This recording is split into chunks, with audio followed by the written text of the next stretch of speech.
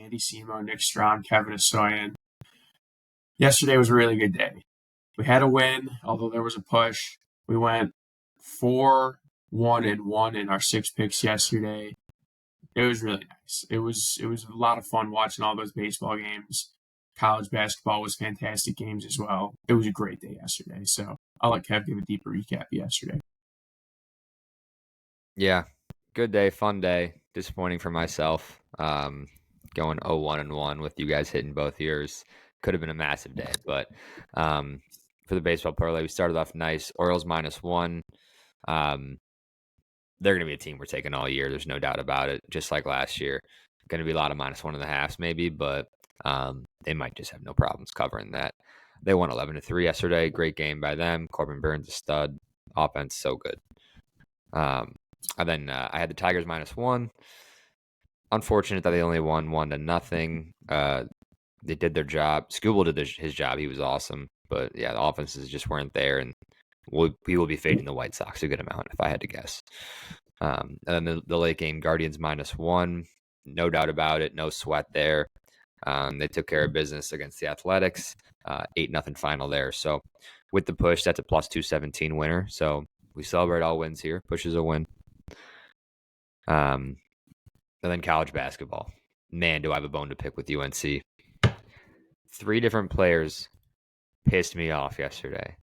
We got Baycott missing dunks at the end of the game. And after that, they went straight downhill. That probably would have, that's momentum, 2 extra points. That could have sealed the deal alone. And then you got RJ Davis, 4 for 20 from the field, 0 for 9 from 3. If he hits 2 more buckets, we're good. And then Jalen Withers, 15 seconds on the shot clock. They're up 1 or 2 with a minute left.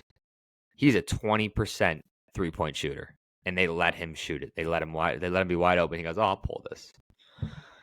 Terrible shot. Didn't use the clock. They could have easily got to the basket like they've been doing all game. They could have easily got fouled and went to the free throw line. One of the worst final minutes of a college basketball game against a veteran or with a veteran UNC team there. Just terrible. So they lost the game outright. And we lost that parlay. But good job to you fellas in the earlier games. Clemson, Arizona -155. That was looking sweaty for a minute. Ended up hitting for Andy. And then UConn -9.5. Man, they have not even had to sweat covering a spread. Absolute wagon. They won by 30. So good job by Strom there. Sharp pick. So on the month here, we are 6-23. That's 21%. And we are about dead even, down 0.16 units. So we'll call that flat. I'm 15-12-2. Andy's 15-13-1. And Nick's 17-11-1. Continues a good month at 61% for Nick. Let's do it today. Yeah, that UNC game, it was actually heartbreaking watching that. It was crazy. That was very We were dead. We came back to when life. he pulled up for that again. 3. Oh. Yeah, when he pulled up for that 3, I was like, what the hell is this guy doing? I was like, I hope he makes it, but We knew he was missing. what the hell are we doing? We knew he was missing. So, but set the tone for the rest of the, hopefully, baseball season. I'm very excited. Baseball is my favorite sport, hands down. So 100%. Good start to the year for baseball. Yeah, really. Picked up right where we left off last year. Yeah, so. that was super positive. All right. Let's get in some picks. I'm going to start with Kevin, the only non-baseball bet.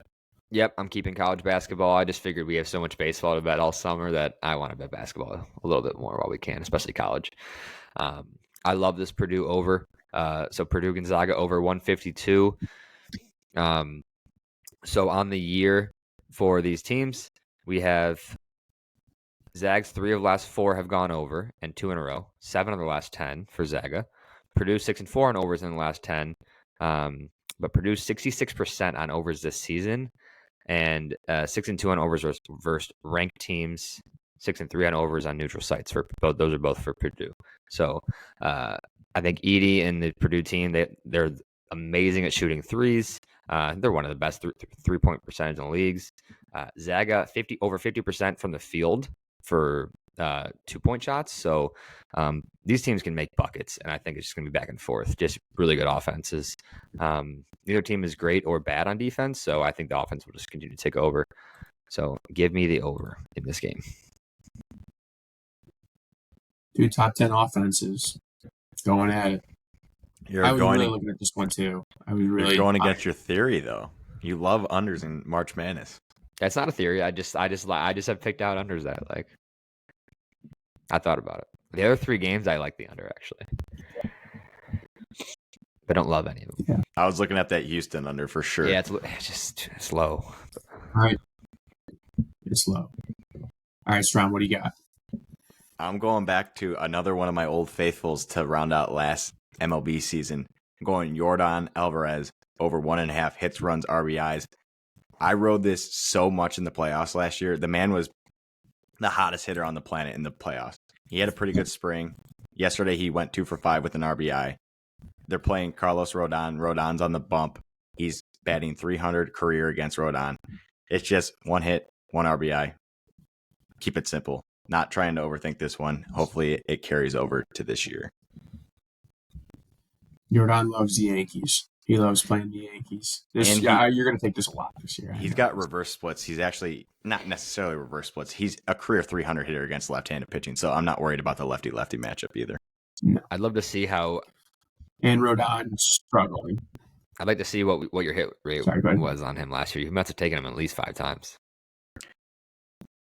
In the playoffs, it was disgusting. It was every day. If I remember correctly, you were typically hitting. He's a different beast. Yeah, oh yeah. Yeah. And they would never move it. They would never move it to 2.5 either. It's like, I'll keep hammering the 1.5. All right. So to round out the parlay, I'm going to go with Mariners money line. They're playing the Red Sox. The Red Sox stole the home opener from the Mariners last night. So I think they bounce back tonight. And the biggest reason I'm going with this is the pitching matchup is George Kirby versus Nick Pivetta. 2 extreme opposite ends of pitching. Nick Pivetta walks a ton of guys. Last year, he walked 50 guys. The year before that, 73. The year before that, 65. His ERA has never been below 4.04. His career ERA is 0.48 or 4.86 over 7 years. And he's averaging 3.5 walks a game. So, and on the other end of the spectrum, George Kirby, he averaged less than 1 walk per 9 innings last year at 0.9. He was a beast last year. His ERA has never been above 3.4 in his career. It's only 2 years, but he's one of the most promising young pitchers. I think the Mariners are going to take advantage of the walks today. George Kirby's going to get the ball on the ground. The Mariners are going to reclaim a win after losing on opening night. I like that. I like that theory. I like going against a team that lost, like a good team that lost. Good pitching matchup. If you walk matchup. people, you're going to lose. Like, it's very simple. It's a simple game. It is a simple game. I like it. All right. So to recap the picks, we got Mariners money line minus 148. Over 1.5 hits, runs, RBIs for Yordan at minus 140. And then over 152 in the Purdue-Gonzaga game at minus 150 comes out to plus 378 for the parlay. Smaller parlay than normal, but got to make sure we hit. So got to make sure we hit. Go. We'll take anything in crunch time. Yep. Yeah, exactly. Let's do All it. right, boys. Let's get it.